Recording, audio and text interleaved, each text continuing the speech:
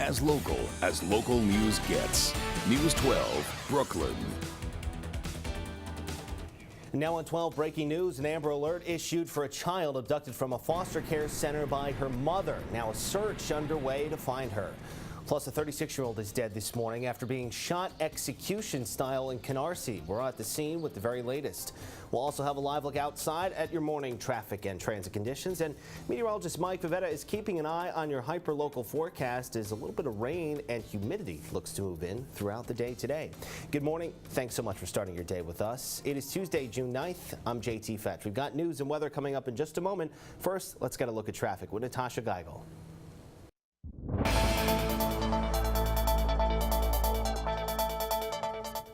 Good morning, JT, and good morning, everyone. We're still dealing with Main Street bound 7 train delays this morning. The rest of mass transit is operating on or close. To stay updated on what's happening with the 7 train line, you can always take a look at our website, news12.com. Make sure that you click on the traffic link. We have lots happening right now in both the Bronx and in Brooklyn. First up in the Bronx, a disabled truck is blocking a lane on the northbound side of the Cross Bronx Expressway right at Castle Hill Avenue, and those delays are very heavy. On the northbound side, it's backed up over the Alexander Hamilton Bridge. Southbound side of the Cross Bronx, we're dealing with the usual delays. Another incident happened here on the southbound Deegan, an accident blocking 2 lanes right at Mashulu Parkway, and those delays are very heavy. We're also dealing with the rubbernecking delays on the northbound side approaching that. And then you can see the rest of the Bronx, just the usual slowdowns, especially here on the southbound Bruckner approaching 138th Street. Now for the downtown crossings, Kerry Tunnel and Williamsburg Bridge, those delays are pretty heavy out there. And if you're traveling up north on the BQE, Inner Roadway, the Gowanus up to Atlantic Avenue, then again over the Kosciuszko Bridge, you'll have lots of company out there. Belts Parkway starting to build up a slow ride westbound by Flatbush Avenue. Street cleaning rules in effect today.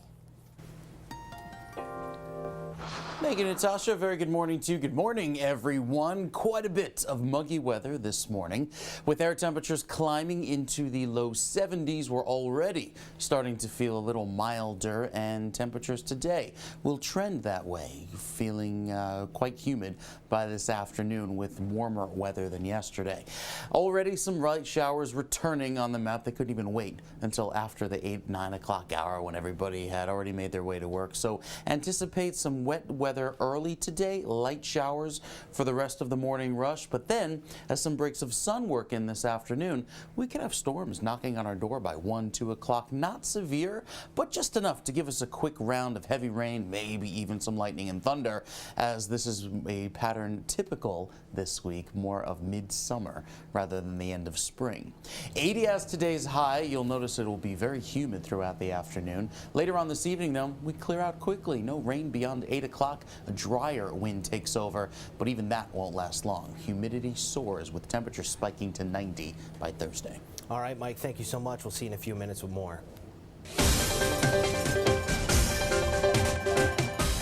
We want to update you now on breaking news we've been following all morning here. State and local police have issued an Amber Alert for a 4-year-old girl with Down syndrome who was abducted by her mother during a supervised visit at a foster care center in the Bronx. News 12 Brooklyn reporter John Diaz joins us now from the Haven Academy in the Mott Haven section of the Bronx with the latest. Good morning, John. Good morning, JT. That's right. Well, this Amber Alert was issued just before 4:30 this morning for this missing 4-year-old Bronx girl named Mia Olarte. Now, we are told she was last seen here in this building right here behind me in the Mott Haven section of the Bronx. Police say that she has Down syndrome and is in need of medication. Now, cops say that they are searching for this person, that this person is responsible for abducting her, which is her 49-year-old biological mother, Dora Estelle Olarte.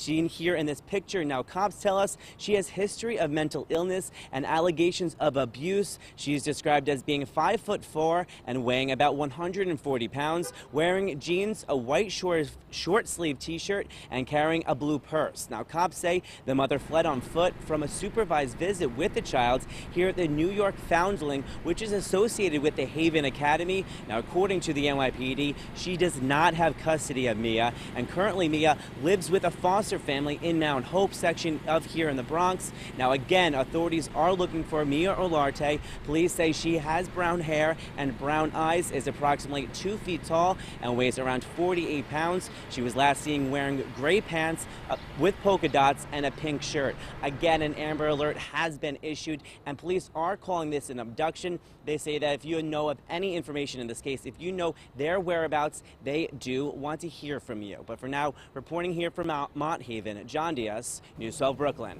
All right, John, thank you very much for that. Anyone with information is asked to call the 40th precinct at 866-NYS-AMBER. State authorities say you can also call 911 to give information or report a sighting.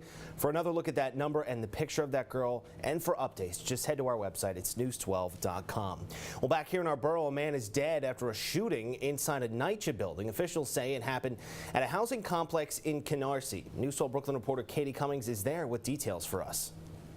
Police remain on scene this morning after a 36-year-old man was found shot in the head. It happened right inside this building of the Brooklyn houses. Authorities say officers arrived a little after 9:30 last night. That's when they found Sean Michael Williams dead on the 3rd floor, the same floor he lived on. Investigators say he was standing in the 3rd floor hallway when he was shot in the head. Neighbors tell us Williams just recently moved into the building. This shooting comes on the heels of the start of the NYPD's Summer All Out initiative to get shootings across the city down. Police have not made any arrests and the investigation is ongoing. Reporting from Canarsie, Katie Cummings, News 12, Brooklyn. Katie, thank you so much. The 2 convicted killers who escaped an upstate New York prison still on the loose this morning. Investigators are still trying to answer questions about the elaborate breakout. Yesterday, authorities talked to prison workers and outside contractors to see who might have supplied the power tools to aid in the escape. Some media also reporting a prison worker was questioned and removed from her post amid this ongoing investigation. 34-year-old David Sweat, 48-year-old Richard Matt both drilled their way through their cell walls, crawled through a drain pipe, then escaped through a manhole on Saturday. Authorities in Broome County, where Sweat was convicted in 2002 of killing a sheriff's deputy, have warned people to stay alert. An event like this with Sweat escaping, of course, tears open old wounds, if you will, really tugs on people's emotional strings. Authorities investigating the breakout say Sweat and Matt could be anywhere, even Canada or Mexico. Happening today, the National Transportation Safety Board expected to discuss last year's East Harlem deadly gas explosion. Sections of the pipe and a cracked section of an 1897 water main were both shipped to the NTSB lab in Washington for further examination. However, the NTSB has said it is unclear if it contributed to or was caused by the explosion. 2 buildings were destroyed. 8 people were killed in the blast.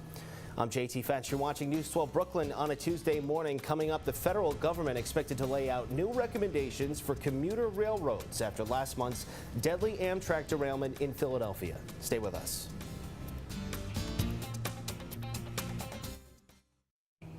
The Federal Railroad Administration has recommended commuter railroads adjust their automatic train control safety systems to prevent trains from going too fast. Of course, this all comes after a speeding Amtrak train derailed last month in Philadelphia, killing 8 people. One suggestion is to have a crew member besides the engineer who's familiar with the route and briefings about where speeds are reduced. Another to add more speed warning signs. Back here in Brooklyn, Borough President Eric Adams joins attorney Norman Siegel to announce a number of upcoming town halls focusing on tenant harassment around our borough. The first will be at Borough Hall on July 14th. Another will be held July 16th at Woodhull Medical Center. There will also be one at SUNY Downstate on July 28th. Adams says these meetings are intended to weed out the bad landlords here in Brooklyn who affect the safety of their tenants. You can find all the details on the town hall meetings on our website. It's news12.com. Once you log on, just click on the numbers and links tab.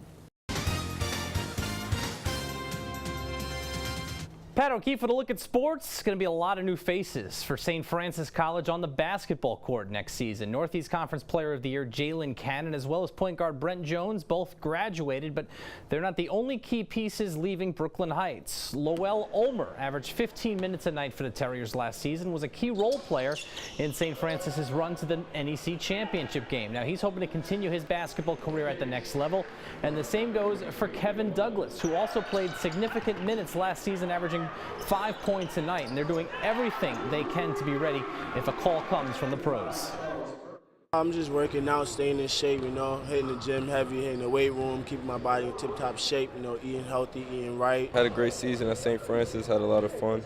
So the plan is always to play basketball as long as you can. For News 12 Brooklyn Sports, I'm Pat O'Keefe.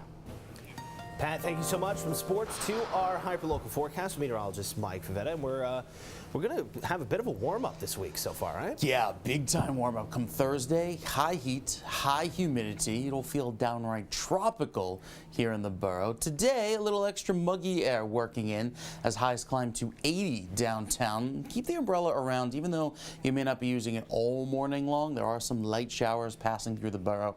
At the moment, most of the heavy downpours occur beginning this afternoon. So the last bit of morning showers likely depart by 10:30, 11 a.m. Then we get an hour or two of sunshine. But it's that sun working on a very unstable atmosphere that'll help promote the development of a few thunderstorms beginning as early as 1 o'clock and lasting intermittently in between the breaks of sun. There's another one right by Flatbush at around 3 this afternoon. Once we get beyond 5:30, 6 o'clock, rain is over. We start to clear out, skies dry out, and with the humidity dropping, it'll feel very pleasant going into tonight. But that's not the trend. It's just a one-night cool down that will keep temperatures tomorrow feeling comfortable at 83, still above average, but the heat and humidity are back in a big way on Thursday with a high of 90. Natasha's traffic in 2 minutes.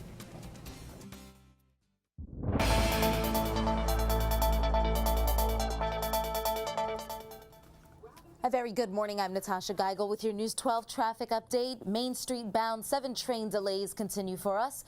The rest of mass transit is operating on or close. For more information about the 7 train, you can always take a look at our website, news12.com. Make sure that you click on the traffic link. So we're dealing with lots of problems in the Bronx. First one right here, a disabled truck that is blocking a lane on the northbound side of the Cross Bronx Expressway right at Castle Hill Avenue, and those delays are massive. It's backed up well over the Alexander Hamilton Bridge, and that's on the northbound side. Then we have southbound rubbernecking delays. We'll head on over to another incident. This time it's an accident that occurred on the southbound side of the Deegan right at Mishilu Parkway here in Riverdale, and that is blocking 2 lanes, and those delays, they're very heavy right now. They're backed up well into Westchester County, and then we have the heavy rubbernecking delays to deal with on the northbound side. And you can see the Bruckner Expressway, its usual slow self heading southbound right at the Hunts Point drawbridge. Upper East River crossings move well. For the downtown crossings, the Cary Tunnel and Williamsburg Bridge will cost you the most time. Heading up north on the BQE, that's quite the journey from the inner roadway, the Gowanus, all the way up over the Kosciuszko Bridge into Queens. Street cleaning rules in effect today. All right, Natasha, thank you very much. And for a local look at your traffic conditions throughout the day, you can check out the News 12 family of apps. Just go to the App Store or Google Play, type in News 12 Interactive. You can download the traffic, weather, and news apps for free. Well, right now, police are looking for 4 people, 3 men and a woman, wanted in a robbery happening June 1st in front of 165 Highland Place in Cypress Hills. We're told these suspects punched a man several times in the head, then stole his wallet and ran off. If you have any information that can help police, give Crime Stoppers a call. The number's 1-800-577-TIPS. Remember, all calls are kept confidential. Well, after 27 years, a man from our borough is released from prison for a crime he says he didn't commit. Last week, a judge overturned a double homicide conviction of Shabaka Shakur because of the questionable tactics of retired detective Louis Scarcella. The case is just one of many involving the detective that have come under recent scrutiny. However, Scarcella has denied any wrongdoing. Shakur was released Monday. He says he is thankful to be out. I think anything that's done is going to come to light, and I knew that Detective Scarcella had fabricated that confession. Well, at this point, Shakur and his lawyer say they are considering whether or not to seek compensation for his imprisonment. 12 on Monday this morning, stamps will soon cost you a little less. The Washington Post says the D.C. Appeals Court ruled the Postal Service can't permanently sell stamps for 49 cents. Prior to January of last year, stamps only cost 46 cents. The increase was allowed after the Postal Service claimed it lost billions of dollars in the recession. It's unclear when the rates will go down. And 50,000 employees at HSBC will lose their jobs. It's all part of a major restructuring plan to help save the bank $5 billion annually. The company will also move some branches to lower cost locations and sell its operations in Brazil and Turkey.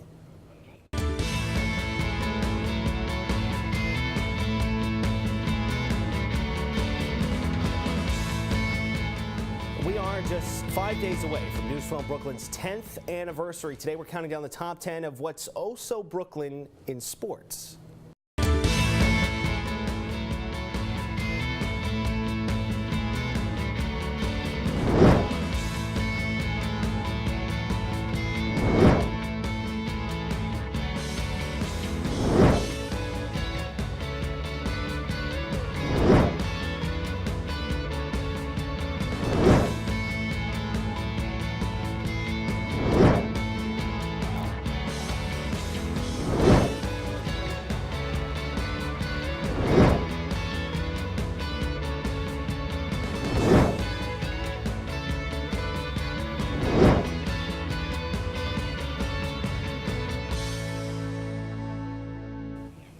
I'm JT Fetch. This is News 12 Brooklyn. We are as local news gets. Still ahead this morning, Jet star Darrelle Revis paying a special visit to our borough to meet and greet fans and promote his favorite energy drink. We'll have that. First year's meteorologist Mike Vivetta. Hey.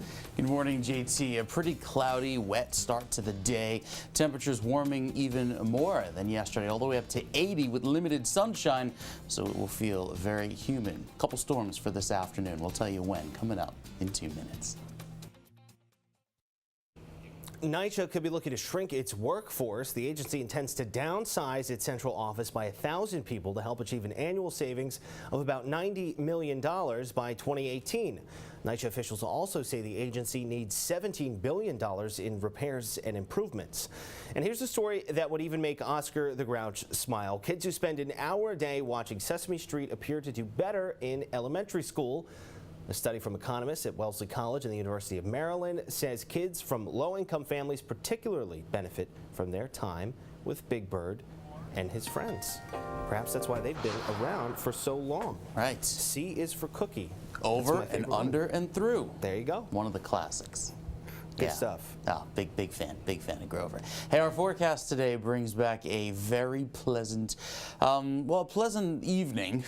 It's all about the rain this morning, the storms this afternoon, and then a dry evening that will lead into a very pretty day tomorrow. Today, stormy, humid, pretty sultry too, as high temperatures will climb and make it feel very warm, 80 even along the beaches. Small craft advisory up for the ocean for pretty high waves, anywhere from 5 to 7 feet. Water temperatures are in the upper 50s to around 60, and the rip current risk is high, but it's not ideal beach or pool weather today with those storms around this afternoon. With all the rain we've had, tree pollen is only at the moderate level. The count is in the hundreds as opposed to the thousands it was just a few days ago. And with the bullseye showing yellow, that's the slight risk of severe weather. That's where all the activity is today. We here in Brooklyn are in the shade of green, just meaning a marginal risk of severe weather. It's even less tomorrow, where all the storms are off to our west. Throughout the afternoon, I think once we call it quits to the morning rain by 11, we get a few breaks of sun, and that helps heat the atmosphere up a little bit, developing a few thunderstorms by 1, 2 o'clock. You see them roll across here, shades of orange and yellow and red as they move on by. By 5 or 6 this evening, that's it. It's done. That all pushes through. Clearing occurs. A northwesterly dry breeze clears out the humidity, and we look forward to a pleasant evening and a pretty decent day tomorrow. 83, less humid. It'll feel nice. Thursday, though, that's where the humidity comes roaring back, and with the high temperatures spiking to 90, that's some really hot stuff. I think that lasts briefly. We're back in the 80s on Friday with low humidity, but humidity comes back on Saturday and Sunday. It's like every other day is humid, except for this weekend, where both days are incredibly humid, almost tropical feeling, and it'll stay warm into Monday and Tuesday. Pool days this weekend, perhaps. Absolutely, Sunday, huh? Pool days, yeah. You know, we should have the Count do weather on the twos, like a voiceover. Count Von Count. There you go. Love that. Mike, thanks. We'll see you again in a few minutes. Well, Borough Hall has raised the LGBTQ flag to kick off the 19th year of Brooklyn Pride Week. Local organizations were on hand for the flag raising yesterday. Sashes were presented to the Grand Marshals of the Brooklyn Twilight Parade. June is National Lesbian, Gay, Bisexual, and Transgender Pride Month. Borough President Eric Adams says Brooklyn will always support this community. Because the common denominator of all the groups that come together around this celebration is that it is about celebrating diversity, celebrating our ability to be tolerant in the LGBTQ community. The Grand Marshals of Brooklyn Pride are the co-owners of Bogota Latin Bistro in Park Slope. There will be several events throughout the week. We've posted a link to them on our website, news12.com.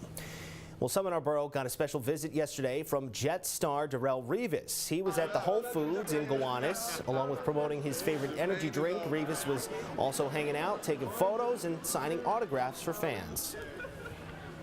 Today, we're happy to bring Darrelle Revis with us, who's our brand ambassador for Steez, and he is now enjoying Steez with all the fans of the Jets and Whole Foods. Just going to be taking pictures and just meet and greet. I'm ready to meet all the New York Jets fans that have been Jets fans for a long time. Pat O'Keefe with a look at sports. Mets pitcher Jacob deGrom has been named the National League Player of the Week for the second time in his young career, sharing the award this time with Clayton Kershaw. deGrom went 2-0 last week, allowing one earned run over a total of 15 innings in wins over the Padres and the Diamondbacks. According to the Elias Sports Bureau, he became just the third pitcher in the modern era to pitch 3 consecutive games in which he struck out at least 8 batters without walking anyone. The Mets begin a 3-game home series against the Giants today. The Yankees are also home this week. They host Washington, the team chasing the Mets in the NL East, in a mini 2-game series today and tomorrow afternoon. Yanks are on a season-high 6-game winning streak, and Masahiro Tanaka opposes Max Scherzer tonight. For News 12 Brooklyn Sports, I'm Pat O'Keefe. Pat, thank you. Chipotle will soon offer its entry-level hourly employees paid sick time and tuition reimbursement. A spokesman for the restaurant chain says the changes will go into effect July 1st. Full details of the plan have not yet been released. And Starbucks introducing 6 new Frappuccino flavors: red velvet, lemon bar, cotton candy, cupcake, cinnamon roll, and caramel cocoa cluster. They're all blended with milk and topped with whipped cream. The new flavors are only available for a limited time. Sounds sweet. I'm JT Fetch. More hyperlocal news, weather, and sports coming up after the break here on News 12 Brooklyn. Don't forget, we want to wish our viewers happy birthday on the air. You can upload a picture to news12.com. Just click on the videos and photos tab. Be sure to include your name, neighborhood, your birth date, and your age.